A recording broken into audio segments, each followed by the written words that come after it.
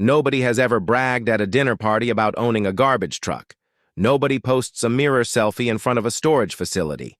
Nobody updates their bio to commercial laundromat owner hoping someone asks about it. And yet, some of the richest self-made people in America got there doing exactly that. Not apps, not crypto, not a startup with a cool logo. Garbage, storage units, washing machines. Here's one that actually happened.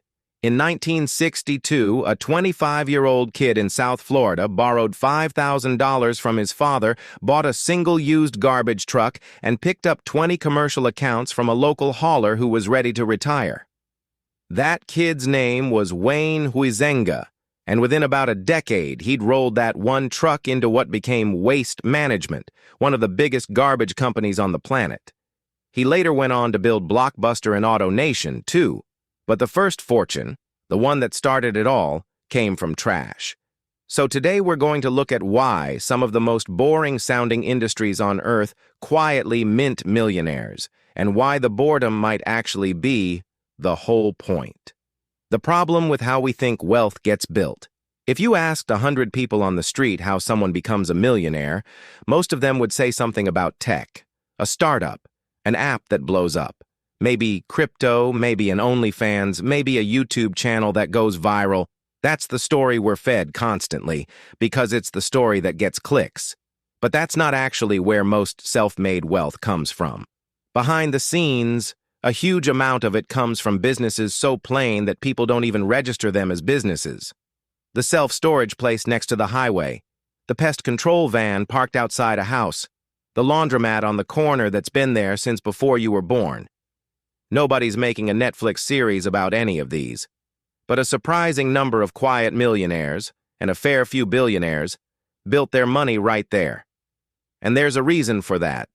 One that has almost nothing to do with excitement, and everything to do with a much duller word. Repetition. Why the garbage truck actually worked back to Huizenga for a second, because the mechanics of what he did are worth slowing down on. Hauling trash isn't a business that depends on a trend. It doesn't need a viral moment. It doesn't need people to suddenly get excited about garbage. It only needs one thing to keep happening, over and over, forever. People and businesses producing trash, which it turns out they do without fail, in good economies and bad ones, whether or not anyone's paying attention. That's the entire engine. Huizenga didn't need to convince anyone that garbage collection was cool. He just needed the world to keep doing what it was already doing, and then he needed to own the trucks that showed up to deal with it.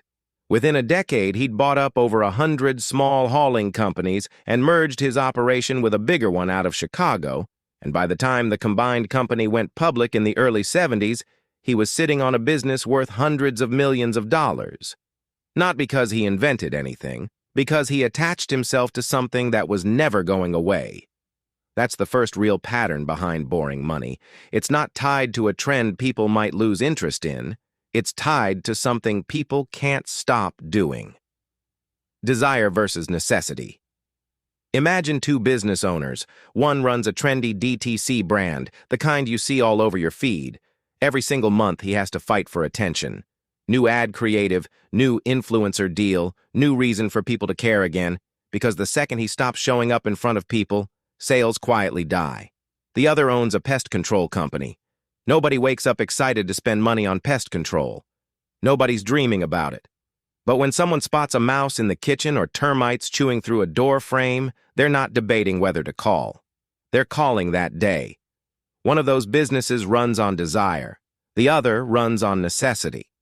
And necessity almost always wins the long game because desire is optional and necessity isn't. People will happily put off a new phone, a new pair of sneakers, a nicer car for months, sometimes years. Nobody puts off a termite problem. Nobody puts off a broken air conditioner in the middle of July. That's the quiet advantage boring businesses have that flashy ones don't. They're sitting directly on top of a problem people can't afford to ignore. The storage unit. Nobody thinks twice about self-storage sounds on paper like a strange business to get rich from. You're charging people every month to hold on to boxes they barely open. And yet it's become one of the most reliable corners of real estate in the country. precisely because it doesn't rely on anyone getting excited. It relies on something much more dependable. People accumulate stuff faster than they ever get rid of it, and once a garage or a closet fills up, that overflow has to go somewhere. You can see how seriously the big players take this if you look at what's happening in the industry right now. In March of 2026, Public Storage, already the largest self-storage company in the country, agreed to buy National Storage affiliates in an all-stock deal worth around $10.5 billion.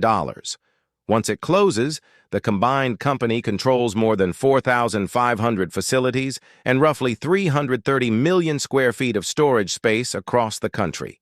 $10.5 billion for a business that, at its core, is just renting out empty rooms. Nobody's raising that kind of money to bet on the next flashy consumer app failing to find product-market fit. They're betting on something much simpler, people's stuff, and their reluctance to throw any of it away isn't going anywhere. The laundromat guy who quit his job 3 weeks before closing. Here's one that's still playing out right now.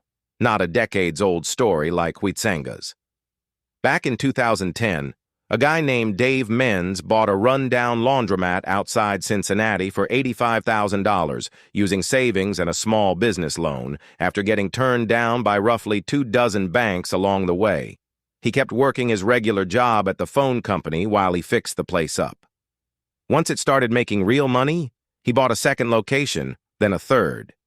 He quit his day job just 3 weeks before that second deal closed, which is either extremely bold or extremely calculated, depending on how you want to look at it.